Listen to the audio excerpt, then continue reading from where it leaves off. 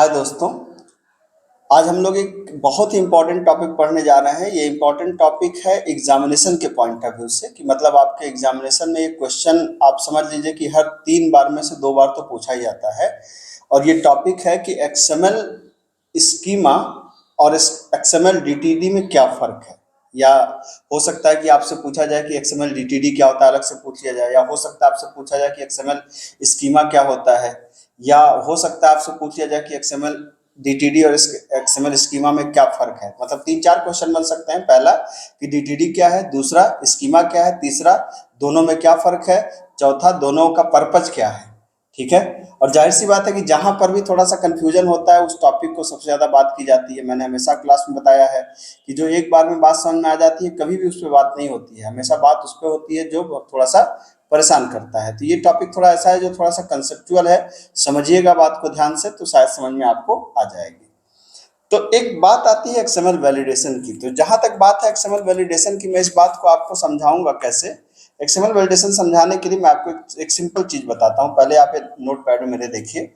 जैसे मान लीजिए कि मैंने आपको बताया कि एक रिकॉर्ड नाम की टेबल है। इसके अंदर आपके फील्ड है आईडी नेम एज और एड्रेस। मान लीजिए फील्ड है हमारी।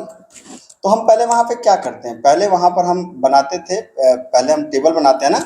हम क्या बनाते हैं, हम बनाते हैं क्रिएट टेबल रिकॉर्ड। और रिकॉर्ड के अंदर हम देते हैं आईडी, न्यूमेरिक या नंबर आप कर सकते हैं, नंबर साइज 3। फिर लिखते हैं नेम, वेर कैर साइज मान लीजिए 40। फिर एज आपने कहा नंबर मान लीजिए साइज 3। और एड्रेस मान लीजिए वेर कैर और आपने कहा कि साइज मान लीजिए 50। तो इससे ये लिखने से फायदा क्या होता है, ये लिखने से फायदा ये होता है कि जब आप इंसर्ट करते समय, जब आप कहते हैं कि इंसर्ट इनटू रिकॉर्ड और फिर आप करते हैं वैल्यूज। और मान लीजिए कि अगर आपने पहले दे दिया मनोज और फिर दे दिया कि वो 101 और फिर आपने कुछ और दे दिया, मान लीजिए एज आपने दे दिया 23 और आपने एड्रेस दे दिया कानपुर, तो क्या ये सही चलेगा? बिल्कुल नहीं सही चलेगा। क्यों? क्योंकि आपने यहाँ बताया कि हम आईडी को पहले देंगे और फिर बताया आपने नेम को देंगे, फिर एज को देंगे, फिर एड्रेस को देंगे। इसके साथ साथ आपने ये भी बताया कि आईडी का टाइप नंबर है और नेम का टाइप वेर कैर है, एज का टाइप नंबर, एड्रेस का टाइप वेर कैर है। लेकिन अगर आप इसकी ऑर्डरिंग को बदलेंगे या डेटा टाइप को बदलेंगे तो यहाँ पे एरर आ जाएगी। तो जो ये एरर आ जाएगी यहाँ पर, क्यों एरर आ जाएगी? क्योंकि आप यहाँ पर इसको बता रहे हैं कि हम टेबल में इस सीक्वेंस में वैल्यूज को देंगे। तो जो ये एरर आ रही है यहाँ पे ऑरेकल में या एसक्यूएल में, इस चीज को बोलते हैं वैलिडेशन। समझ में आई बात? कि आप स्ट्रक्चर डिफाइन करते हैं, फिर इंसर्ट करते समय उसी स्ट्रक्चर को आप फॉलो करते हैं कि अगर आप उस सीक्वेंस में या उस ऑर्डर में वैल्यूज को नहीं देंगे तो आपके आपके जो जब भी एसक्यूएल लिखेंगे तो उस समय आपकी आएगी एरर। वही वैलिडेशन यहाँ पर भी हो रहा है। ठीक है। तो अगर हमें एक्सएमएल डॉक्यूमेंट में, मैंने आपको बताया था जैसे एक्सएमएल डॉक्यूमेंट में आपने एक रिकॉर्ड लिया, रिकॉर्ड के अंदर आईडी नेम एज एड्रेस दे दिया, लेकिन ये ऑर्डर सही है कि नहीं सही है, इसी ऑर्डर में देना है कि नहीं देना है, नेम पहले होगा कि आईडी पहले होगी, नेम का टाइप क्या होगा, एज का टाइप क्या होगा, ये आपको डिफाइन करने के लिए इस्तेमाल होता है एक्सएमएल डीटीडी या एक्सएमएल स्कीमा। मतलब एक बात क्लियर हो गई। देखिए मैंने बहुत सिंपल शब्दों में लिखा है कि we check the structure of XML document. यहाँ पर हम एक्सएमएल डॉक्यूमेंट के स्ट्रक्चर को चेक करते हैं। Means the given data in XML is match with their structure और नॉट। मतलब उसके स्ट्रक्चर से मैच कर रहा है कि नहीं। It is implemented through two concept, these are DTD and schema. तो एक्सएमएल डीटीडी एंड स्कीमा आप दोनों को अलग अलग बात करते हैं। एक्सएमएल डीटीडी का फुल फॉर्म होता है डॉक्यूमेंट टाइप डेफिनेशन। याद रखिएगा, बहुत इंपॉर्टेंट अक्सर पूछा जाता है। डॉक्यूमेंट टाइप डेफिनेशन का फुल फॉर्म होता है और ये एक्सएमएल डॉक्यूमेंट के स्ट्रक्चर को डिफाइन करती है। डीटीडी को 2 तरीके से डिफाइन कर सकते हैं, एक होता है इंटरनल, एक होता है एक्सटर्नल। बिल्कुल वैसे ही है जैसे आप इंटरनल स्टाइल शीट बनाते हैं या एक्सटर्नल स्टाइल शीट बनाते हैं, उसी तरीके से इंटरनल डीटीडी भी आप बना सकते हैं और एक्सटर्नल डीटीडी बना सकते हैं।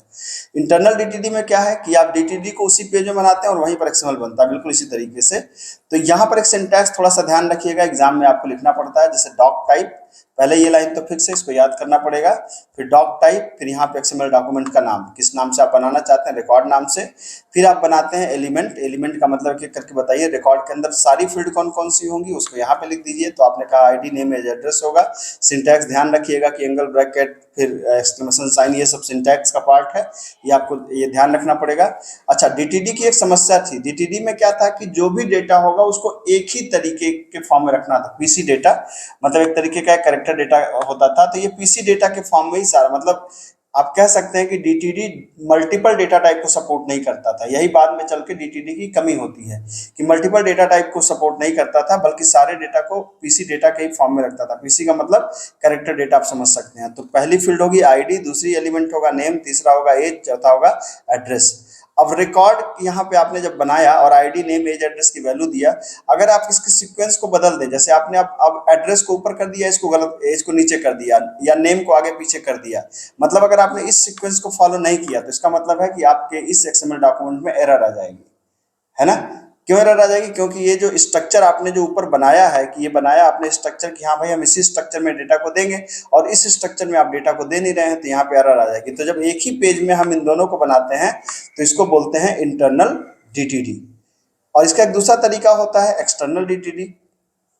एक्सटर्नल डीटीडी में क्या होता है कि आपको एक अलग से हम रिकॉर्ड डॉट डीटीडी, मतलब हमने डॉट डीटीडी एक्सटेंशन की एक फाइल बना लेते हैं, उसके अंदर हम डीटीडी को डिफाइन करके उसके अंदर हम लोग सेव कर देते हैं। किस एक्सटेंशन से? डॉट डीटीडी एक्सटेंशन से। तो आपने एक फाइल बनाई रिकॉर्ड डॉट डीटीडी, उसके अंदर आपने इसको सेव कर दिया। अब उसके बाद एक्सएमएल, मतलब यहाँ पर जैसे सीएसएस स्टाइल शीट में होता था कि सीएसएस को आप अलग बनाते थे, एचटीएमएल को अलग बनाते थे, वैसे ही यहाँ पर है डीटीडी को आप अलग बना रहे हैं। डीटीडी अलग बनाने के बाद आप एक एक्सएमएल फाइल को अलग बना रहे हैं, और दोनों को मैप कैसे कर रहे हैं? ऐसे doc type record system record dot DTD, तो ये उसी डायरेक्टरी में होनी चाहिए।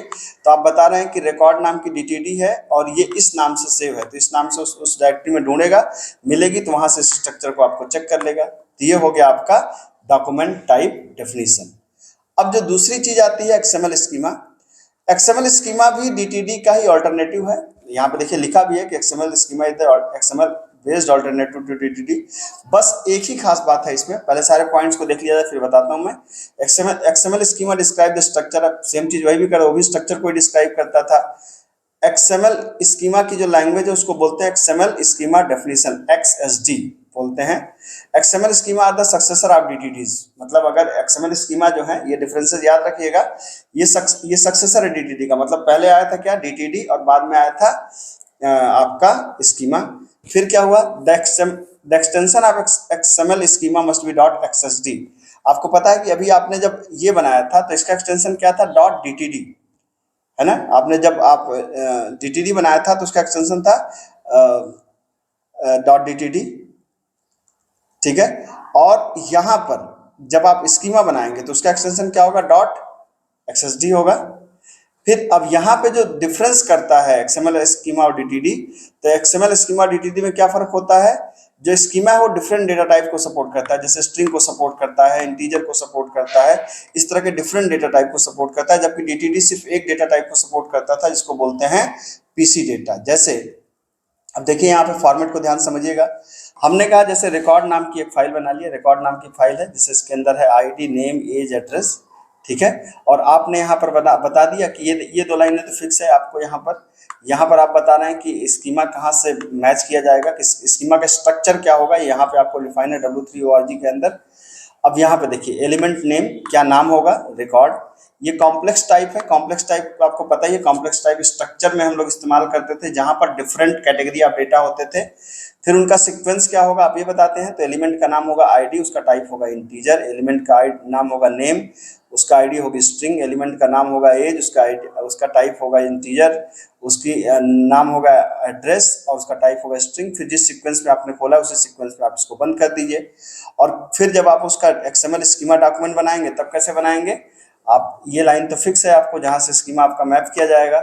उसके बाद आपकी स्कीमा की लोकेशन क्या है? तो आप यहाँ जहाँ भी स्कीमा की लोकेशन होगी उसको यहाँ पर करके इसका एक्सटेंशन ऊपर वाली फाइल का क्या होगा? डॉट एक्सएसडी। और उसी ऑर्डर में आप यहाँ पर वैल्यूज को रख दीजिए, जैसे आईडी की वैल्यू, नेम की वैल्यू, एज की वैल्यू, एड्रेस की वैल्यू।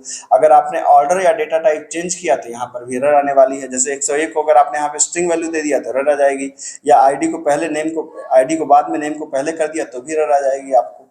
तो जनरली क्या होता है, अब इसका प्रैक्टिकल में क्यों नहीं दिखा रहा हूँ आपको, क्योंकि इसके प्रैक्टिकल में कुछ खास नहीं है। इसमें होता क्या है कि अगर मैं इसको रन करके आपको दिखाऊंगा भी, तो रन करके दिखाने से क्या होगा? रन करके दिखाने से सिर्फ इतनी बात होगी कि ये आपको ब्राउजर पे दिख जाएगा और कुछ नहीं होगा, ठीक है। और अगर एरर आएगी तो ब्राउजर पे एरर आ जाएगी, बस इतनी सी बात होगी रन करके दिखाने में। तो रन करके दिखाना कोई मसला इसका नहीं है, सिर्फ इतना है आपको ध्यान रखना चाहिए कि डीटीडी और स्कीमा दोनों का काम होता है वैलिडेशन चेक करना, मतलब उसका स्ट्रक्चर चेक करना, फील्ड की ऑर्डरिंग को चेक करना। और और दोनों में फ़र्क है कि डीटीडी थोड़ा पुराना है, सिर्फ पीसी डेटा सपोर्ट करता है, और एक्सएमएल थोड़ा नया है, डिफरेंट टाइप्स के डेटा को सपोर्ट करता है। तो होपफुली आपको बात समझ में आई होगी, इसको खूब ध्यान से समझ लीजिएगा, याद रख लीजिएगा। नोट्स को मैं अटैच कर दूंगा आपके डिस्क्रिप्शन में, वहाँ से आप चाहें तो उसको डाउनलोड कर सकते हैं। और ये याद रखिएगा क्योंकि एग्जाम में काफ़ी पूछा जाने वाला क्वेश्चन है, और मैंने बताया कि 3 बार में से 2 बार तो ये टकराना ही टकराना है, आपके सेशनल सेमेस्टर में कहीं ना कहीं एक बार तो आएगा ही आएगा। ठीक है, मिलते हैं अगली क्लास में। Thank you so much.